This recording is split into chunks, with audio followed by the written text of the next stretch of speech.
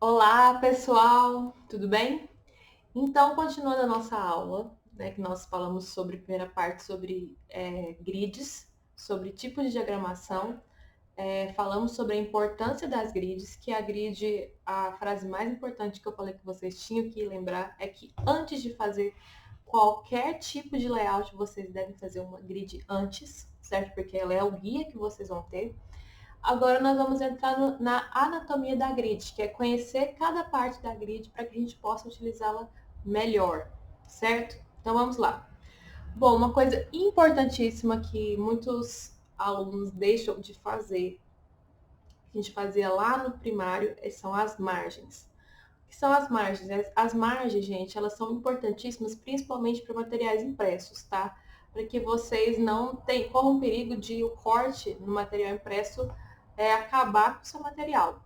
As margens são espaços negativos em branco entre o limite da página, né, que é a borda, e o início do conteúdo. Então, esse espaço entre a borda e o conteúdo. As margens enquadram o conteúdo, auxiliam na questão do manuseio, certo? Na hora de você passar, principalmente nos materiais impressos. Dão aquele respiro para o material, deixa aquele espaço em branco, dá aquela respirada nos conteúdos, deixam eles organizados. Proporciona descanso para os olhos, além de servirem de um espaço para informações secundárias. Então, eles têm uma informação que é usada principalmente na produção gráfica. Bom, as guias horizontais são os alinhamentos, né? São as bases que geralmente são duplas para que realmente haja esse respiro, né, entre os módulos. As faixas, elas quebram o espaço horizontalmente. São usadas para orientar os olhos na leitura, né, assim como a base de linha, né, a linha do texto. Também cria diferentes inícios, pausas, áreas de respiro, né, em brancos para os textos e para as imagens. Então, as linhas horizontais, elas servem, às vezes, quando você coloca uma imagem e já vai para o texto, ela serve para você dar esse respiro, para que possa haver espaços em branco para a pessoa se distinguir o que é texto e o que é imagem, para que a imagem também possa respirar, possa ficar lá legível. E para que, às vezes, se você passa de uma coluna para outra, ou se você passa de parágrafos para outros, você consiga fazer esse respiro, essa, esse alinhamento, essa entrelinha, vamos dizer assim, entre os espaços. Bom, as colunas. As colunas são estruturas, né, verticais que criam divisões horizontais, delimitam o espaço a ser ocupado pelo conteúdo entre as margens. Né? Entre as duas margens, elas delimitam aquele espaço que pode ser usado tanto para a imagem quanto para a mancha de texto. A largura e a quantidade das colunas é indeterminado, isso depende do formato que você vai fazer. Por exemplo, mostrei anteriormente na primeira aula as colunas para um site, né? Ou colunas para um jornal. Isso depende do tipo de material que você vai fazer e quantas colunas você vai fazer. Tem aquele regrinha lá das outras aulas que ensinei para vocês, qual é o tamanho ideal da coluna para o tamanho de fonte.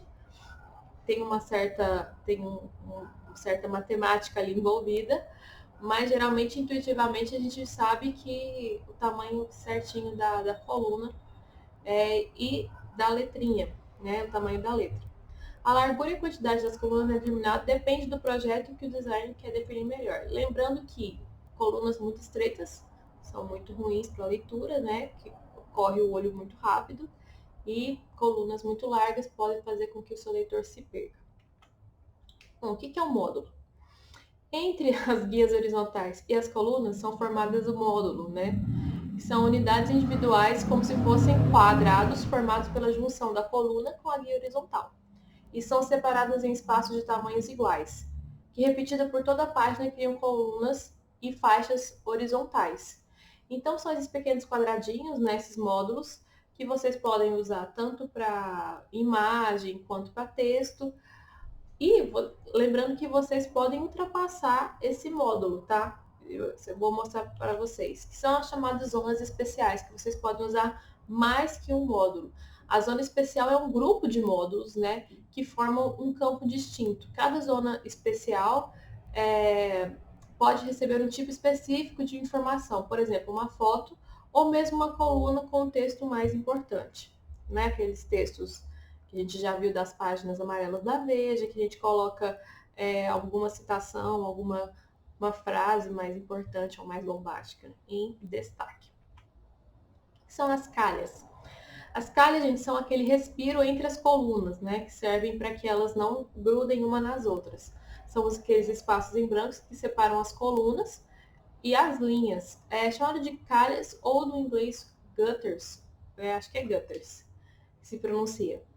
Elas servem para dar um respiro para a página, separar as colunas e assim melhorar a leiturabilidade do leitor, né? Há muito erro nisso também, colocar as colunas muito juntinhas, né? Isso atrapalha demais a leitura. O que são os marcadores? Os marcadores são aquelas coisas padronizadas que você vai colocar lá na sua página, na sua revista, no seu impresso, que marcam, determinam, por exemplo, qual é o editorial, qual é a página, né? São encontrados na parte externa, né? Depois, né? Sem estar dentro do módulo, indicam textos secundários ou informações constantes, como cabeçalho, rodapé, um elemento que ocupa sempre o mesmo lugar na página. Como, por exemplo, o número do livro, né? O nome título, tem livro que tem o capítulo, né? O autor. O que é a baseline? Escrevi errado, gente. É base, né? Que é base line. As linhas de base são, linhas de base, né? Basicamente. São paralelas e imaginárias, né, que geralmente não ficarão visíveis no documento final. Elas são como se fossem as pautas do caderno para você ter ainda mais precisão na hora de você fazer essa diagramação. São utilizadas para você guiar o posicionamento dos elementos que compõem a página. A baseline grid, né, que é essa grid aí, gente, toda riscadinha, cheia de toda pautada, né? Ela controla todo o documento, proporcionando um ritmo comum ao posicionamento dos elementos. Aqui a gente vê uma baseline, né? Na verdade, a gente vê o seguinte, a gente vê um módulo, né? Uma diagramação modular e uma das diagramações que dá mais, né, liberdade para o para o design, para o diagramador. E ele coloca aqui também as bases, né, as baseline grids, né, que ela faz? Ela cria um ritmo comum, certo? Então dá para perceber que as linhas horizontais todas são usadas aqui, né? Os gutters, as calhas, né, são bem divididas.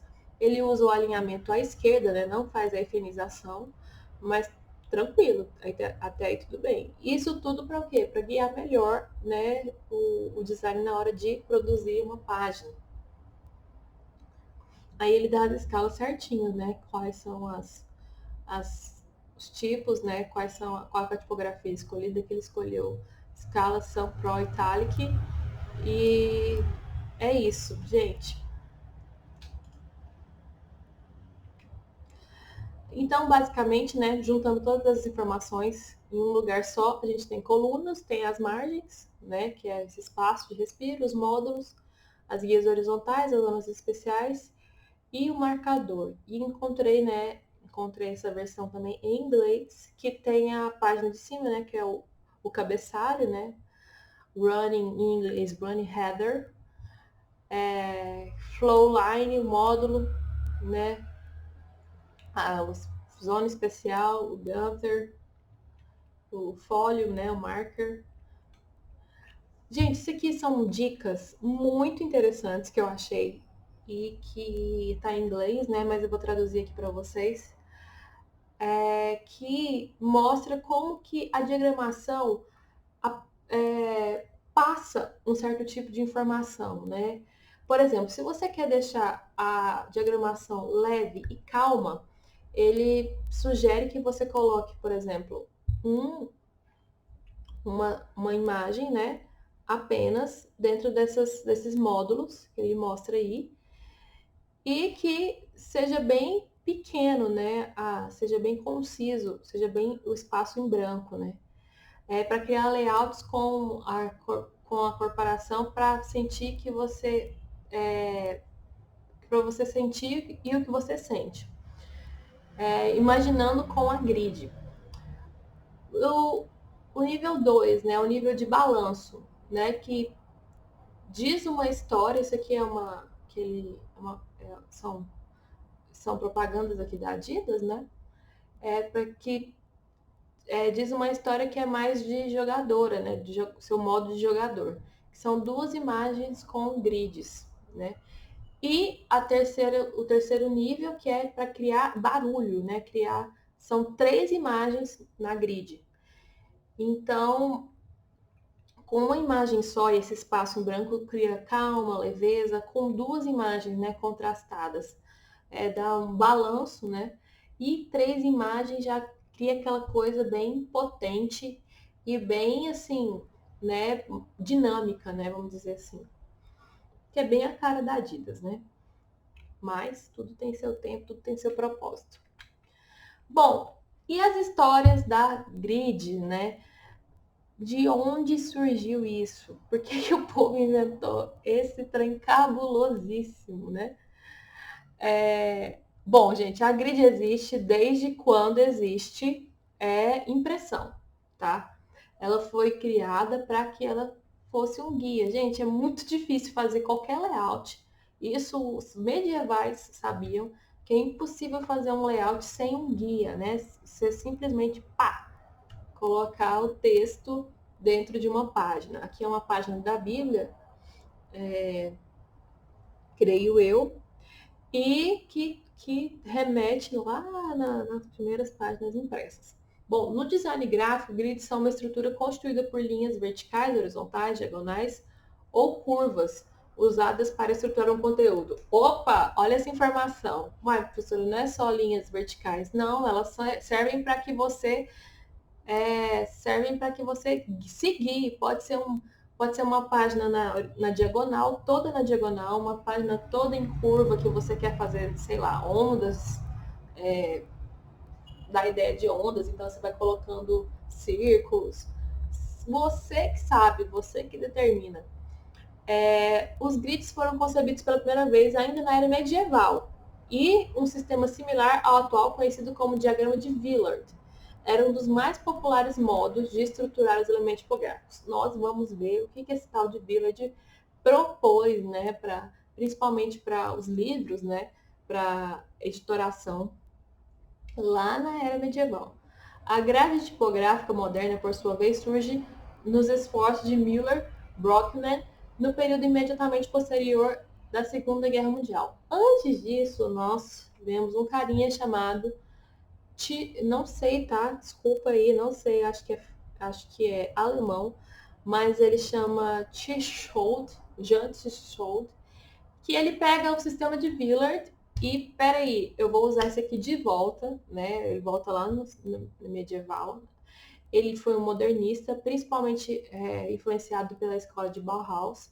A Alemanha, gente, foi um turbilhão do modernismo que nós conhecemos hoje.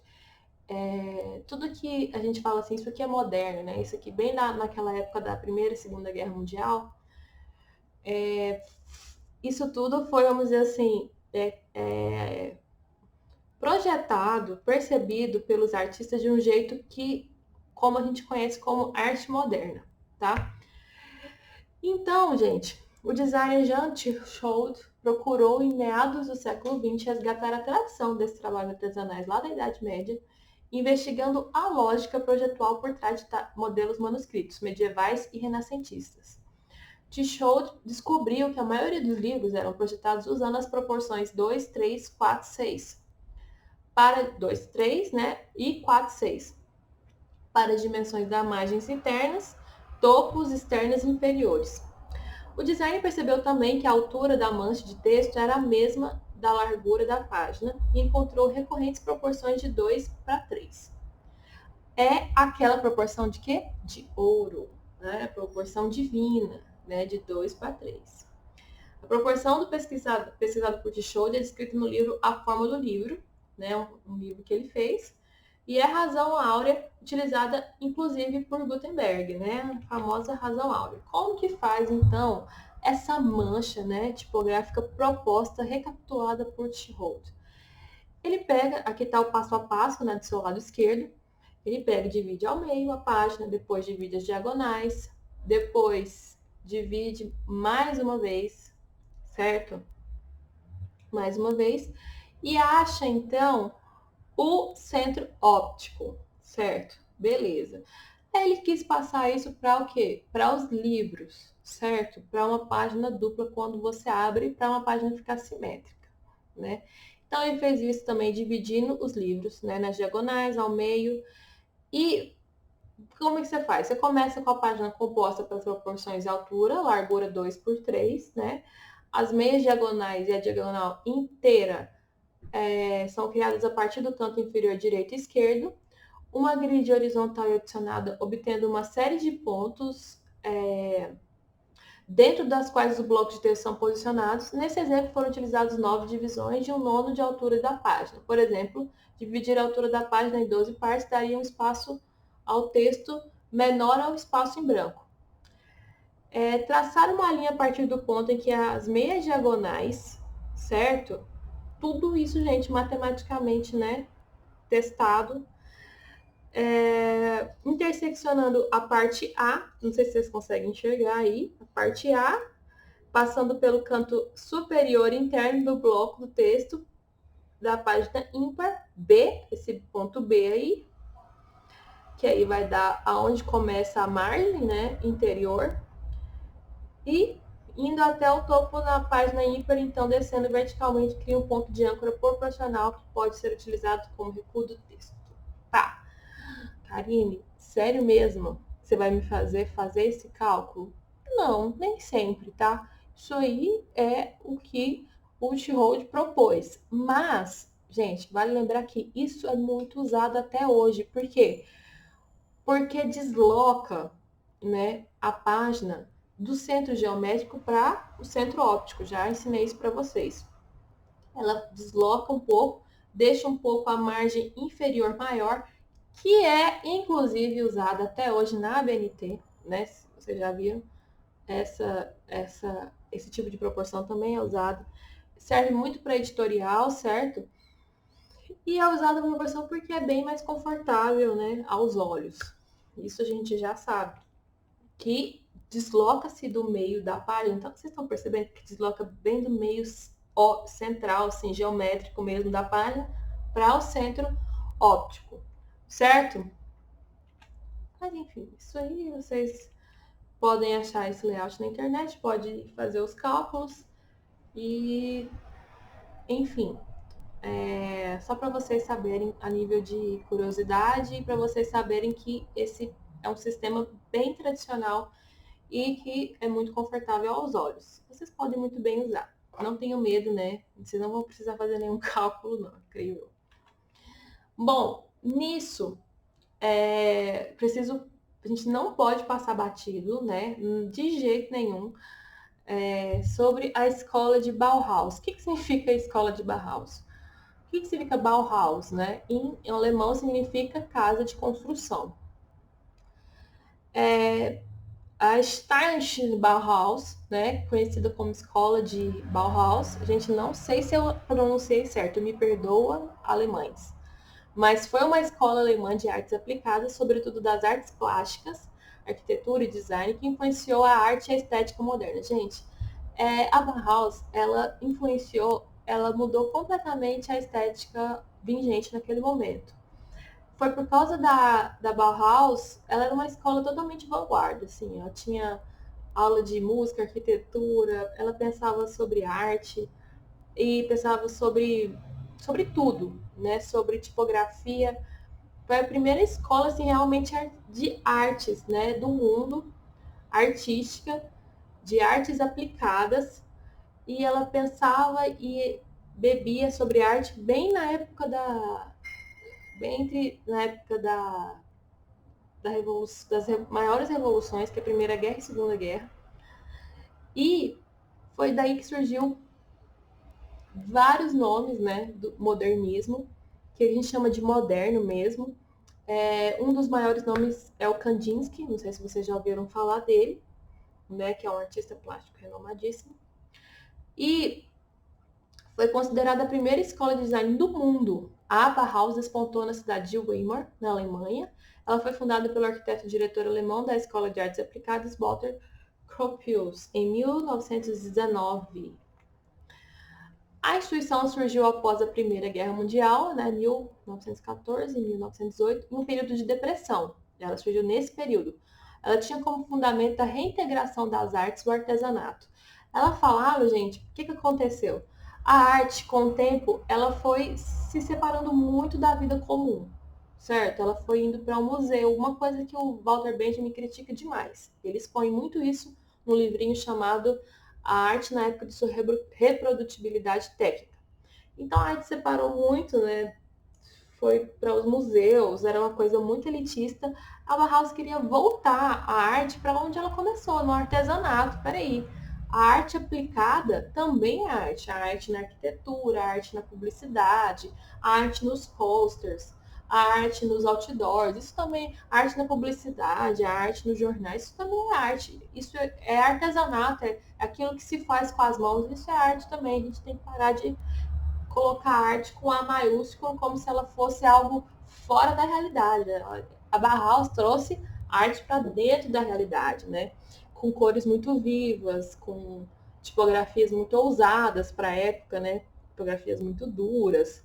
Tem toda uma estética própria, né? Que é interessantíssima, vocês têm que pesquisar.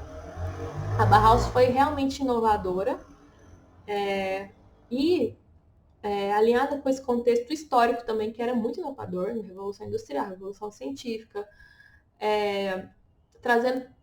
trouxe uma proposta inovadora totalmente fora da casinha da época de ensino. Segundo um dos professores da UNB, né, Frederico Flauto, ele falava o seguinte: eles ensinavam a construir, mas também a dançar, costurar, pintar, soldar, esculpir. Todas as artes eram questionadas com relação ao novo século industrial que começava. Desenvolveram um modelo de ensino altamente experimental, voltado ao uso humanista das tecnologias. Totalmente inspirador. Gente, a Bauhaus é inspiradora. Se vocês por acaso forem na Alemanha, passem lá e não deixem de visitar a Bauhaus. Agora é a vez de vocês. Vou passar um desafio para vocês interessantíssimo, tá? O que eu quero que vocês façam? Valendo 2 pontos. Usando tudo que nós vimos agora, eu quero que vocês criem. Primeiro, vou colocar isso tudo no Google Classroom. Criem primeiro um texto, certo? Sobre a Bauhaus, né? Pegando esse contexto aí, sobre quais foram os principais professores, autores, quais que foram as principais inovações, o que ela mudou realmente para as artes, né? Qual que foi a importância da escola, qual que é o estilo da Bauhaus. Quando eu falo Bauhaus, eu lembro de quê, né? E vocês vão escrever um texto autoral e vão diagramá-lo, certo? Do jeito que vocês quiserem. Vocês devem me mostrar a grid que vocês usaram, tá? Vocês vão salvar 2 arquivos. Um, certo? Com grid e outro sem grid, tá? Porque eu preciso ver a grid de vocês, tá? Eu preciso saber que vocês usaram grids. Então, vocês vão salvar 2 PDFzinhos para mim, tá? Ah, professora, eu não tenho Photoshop, eu não tenho Illustrator. Não tem problema, pode fazer o grid com formas mesmo, assim, geométricas que você acha nos softwares tranquilos aí da vida.